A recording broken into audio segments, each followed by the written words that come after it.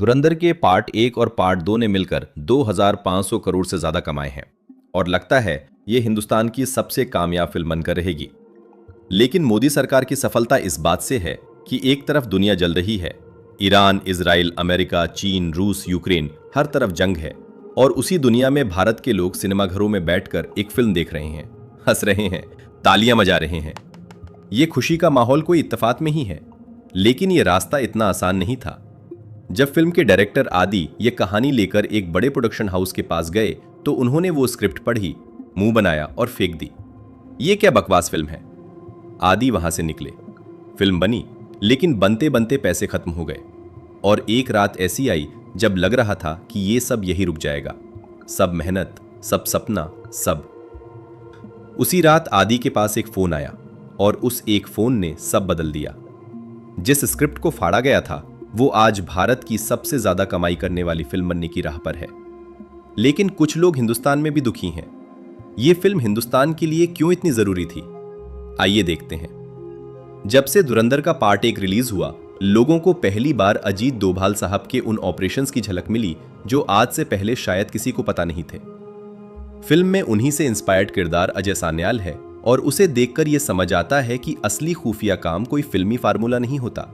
ये ठंडा, धीमा और खतरनाक होता है, जिसमें एक आदमी बरसों तक दुश्मन के बीच रहता है और वे उसे पहचान नहीं पाते। बॉलीवुड 100 साल से ज्यादा पुराना है, लेकिन इन 100 सालों में एक चलन था जो बहुत कम लोगों ने नोटिस किया। फिल्मों के खलनायक अक्सर वही होते थे, ठाकुर, पंडित, साधु। हिंदू समाज के चेहरे बुराई की तरह पेश किए जाते रहे और दूसरे तबके के किरदारों को हमेशा नेक, मजलूम और सहानुभूति के लायक दिखाया जाता रहा। ये इत्तेफाक नहीं था, ये एक सोचा समझा प्रोपेगेंडा था जो दशकों तक चलता रहा।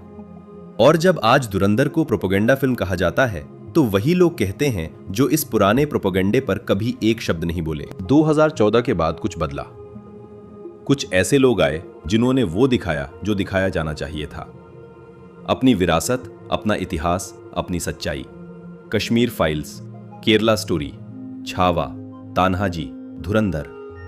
ये फिल्में सिर्फ मनोरंजन नहीं थी, ये वो आईना था जो बरसों से छुपाया जा रहा था और जनता ने इन्हें हाथों हाथ लिया, क्योंकि लोग सच देखना चाहते थे, बस कोई दिखाने वाला चाहिए था।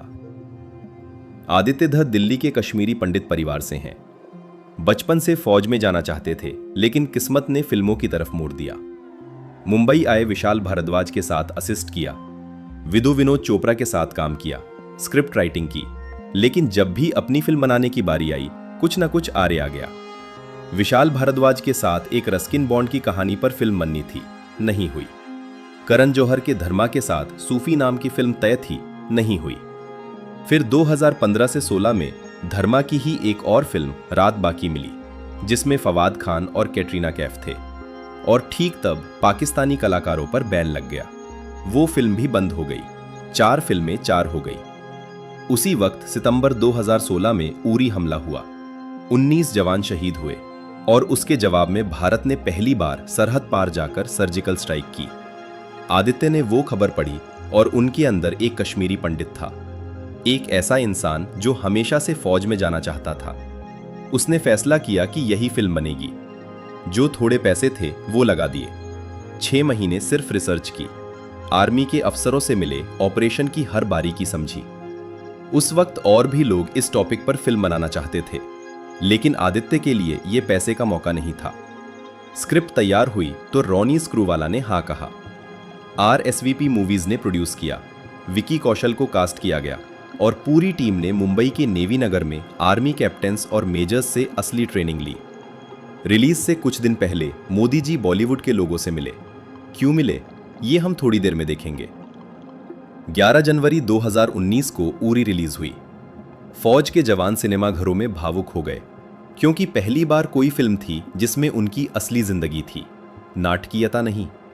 वो उस साल की सबसे कामयाब फिल्मों में से एक बन गई। आदित्य धर को नेशनल फिल्म अवार्ड मिला बेस्ट डायरेक्टर का और हाउस द जोश पूरे देश की जबान पर चढ़ गया।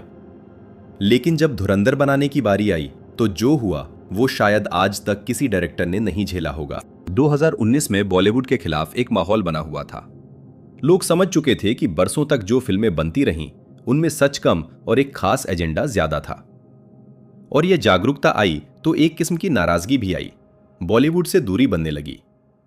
उसी माहौल में उरी रिलीज से एक दिन पहले मोदी जी बॉलीवुड के लोगों से मिले। ये मुलाकात सिर्फ एक शिष्टाचार नहीं थी। मोदी जी जानते थे कि फिल्म एक ऐसी चीज है जो लाखों लोगों तक एक साथ पहुंचती है, और पिछली सरकारों के दौर में देश की जो साख गई थी, जो आत्मविश्वास कमजोर हुआ था, उसे वापस लाने में सिनेमा बड़ा काम कर सकता है। अगले दिन उरी रिलीज हुई। बच्चे बच्चे की जुबान पर हाउस द जोश आ गया, घरों में, स्कूलों में, मोहल्लों में। और उसके साथ अजीत डोभाल साहब के बारे में भी लोगों में थोड़ी और जानकारी आई, एक ऐसे शख्स के बारे में जिसे पहले बहुत कम लोग जानते थे। उस वक्त मोदी जी का बॉलीवुड से मिलना एक सही कदम था, ना सिर्फ उस फिल्म के लिए बल्कि उस पूरी सोच के लिए जो यह मानती थी कि देश की कहानी देश के लोगों को सुनानी होगी, और सिनेमा उसका सबसे ताकतवर जरिया है। जब आदित्य के दिमाग में धुरंधर का ख्याल आया, उससे पहले देश का माहौल काफी बदल चुका था। पुरी के बाद लोग भारतीय फौज और इंटेलिजेंस के बारे में जानने लगे थे, और फिर फरवरी 2019 में बालाकोट हुआ। पहली बार भारतीय वायुसेना ने पाकिस्तान की सरजमी पर घुसकर जैश के ठिकाने तबाह किए।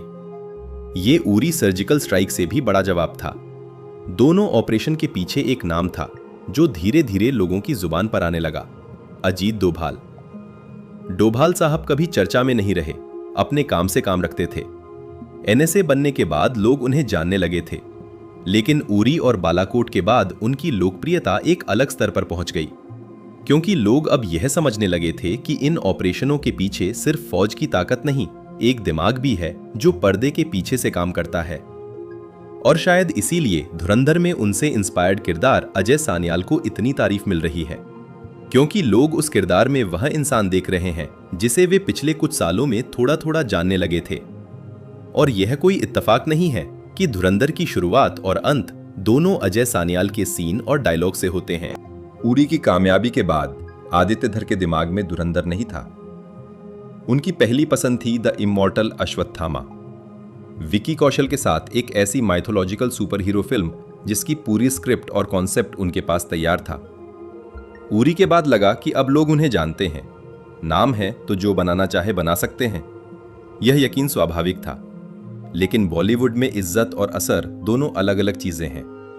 उरी से कुछ बड़े प्रोड्यूसर्स खुश नहीं थे। उन्हें वो फिल्म, वो सोच, वो नजरिया पसंद नहीं आया था। और जब आदित्य अश्वत्थामा का प्रोजेक्ट लेकर उनके दरवाजे पर गए तो उनका स्वागत इस तरह हुआ जो किसी ने नहीं सोचा था। कुछ ने हंसकर टाल दिया, इतनी बड़ी फिल्म तुम बनाओगे? वो अपमान आसान नहीं था। एक डायरेक्टर जिसने अभी अभी उस साल की सबसे कामयाब फिल्म बनाई थी, नेशनल अवार्ड जीता था, उसे यह सुनना पड़ा। अश्वत्थामा आगे नहीं बढ़ी। कोविड आया, बजट की दिक्कतें आईं और उन लोगों ने दरवाजे बंद कर लिए जो बंद करना चाहते थे। लेकिन इसी बंद दरवाजे के सामने खड़े होकर आदित्य ने अपनी प्रोडक्शन कंपनी B62 स्टूडियोज बनाई। अपने भाई लोकेश के साथ दिल्ली में बचपन के घर के एड्रेस B62 के नाम पर, और तय किया कि अब किसी और के आगे नहीं जाएंगे। उन्हीं दिनों देश में बहुत कुछ हो रहा था। 2014 के बाद हिंदुस्तान की तस्वीर बदल रही थी, और यह बदलाव सिर्फ नारों में नहीं, जमीन पर दिख रहा था। अनुच्छेद 370 हटा, वो फैसला जो दशकों से अटका था, जिसे पिछली सरकारें छूने की हिम्मत नहीं जुटा पाई। मोदी सरकार ने एक झटके में ले लिया। ट्रिपल तलाक खत्म हुआ, वह कानून जो बरसों से महिलाओं के साथ नाइंसाफी करता आया था। राम मंदिर बना, वो सवाल जो पीढ़ियों से लटका था, आखिरकार हल हुआ, और सरहद पर पूरी सर्जिकल स्ट्राइक हुई। बालाकोट हुआ, वो हिंदुस्तान जो पहले सिर्फ बयान देता था, अब चुपचाप काम करता था और दुनिया देखती रहती थी। इन सब के पीछे एक नाम था जो धीरे धीरे लोगों की जुबान पर आने लगा था, अजीत डोभाल। और जो बात सबसे चौंकाने वाली थी वो यह कि पाकिस्तान में लोग खुद अपनी सरकार को कोस रहे थे और मोदी सरकार की तारीफ कर रहे थे। यह पहले कभी नहीं हुआ था, और यह सिर्फ इत्तेफाक नहीं था। आदित्य ये सब देख रहे थे और एक फिल्म मेकर की तरह सोच रहे थे कि इस पूरे बदलाव के पीछे की असली कहानी अभी किसी ने नहीं कही। उरी में वे डोभाल साहब से इंस्पायर्ड एक किरदार ला चुके थे, लेकिन उरी के बाद जो हुआ, उरी के बाद डोभाल साहब के जो और ऑपरेशन सामने आए, देश में जो माहौल बना, वो उस एक फिल्म से कहीं बड़ा था। उन्होंने डोभाल साहब की गहराई से रिसर्च शुरू की, उनके ऑपरेशन, उनका तरीका, वो सोच जो उन्हें बाकी सबसे अलग बनाती थी। और उसी रिसर्च के बीच धुरंधर का बीज पड़ा।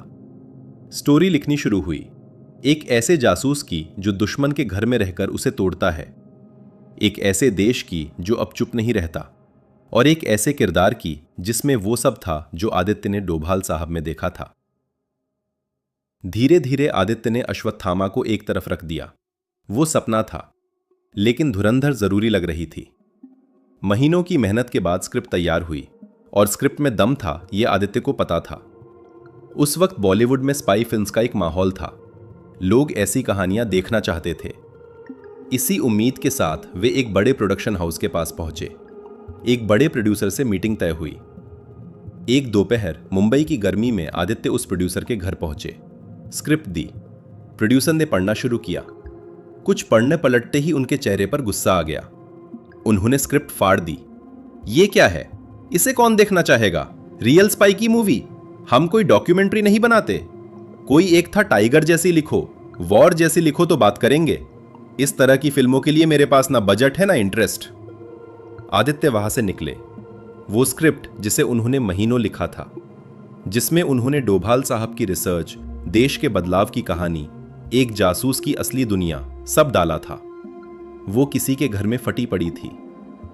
उस रात आदित्य सोए नहीं, पूरी रात जागते रहे, शायद ये सोचते हुए कि उरी के बाद भी यही हुआ, अश्वत्थामा के बाद भी यही हुआ, और अब धुरंधर के बाद भी। लेकिन उस रात जो टूटा वो कुछ और बनकर निकला। अगले दिन आदित्य और उनके भाई लोकेश दोनों साथ बैठे। फैसला हुआ, धुरंधर अपनी प्रोडक्शन कंपनी B62 स्टूडियोज के नीचे बनेगी, चाहे कुछ भी हो। उसी दौरान उनकी प्रोडक्शन के नीचे आर्टिकल 370 रिलीज हुई, कामयाब हुई, और खुद मोदी जी ने उसकी तारीफ की।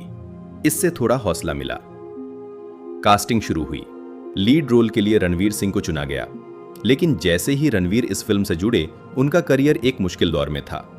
जयेश भाई जोरदार जैसी फिल्में बुरी तरह फ्लॉप हो चुकी थीं। लोग उन्हें पसंद नहीं कर रहे थे। इसी बीच उन फोटोशूट पूरे देश में चर्चा का विषय बन गया। दीपिका के साथ खबरें आईं। बॉलीवुड का यही कल्चर है, यही लोग कह रहे थे।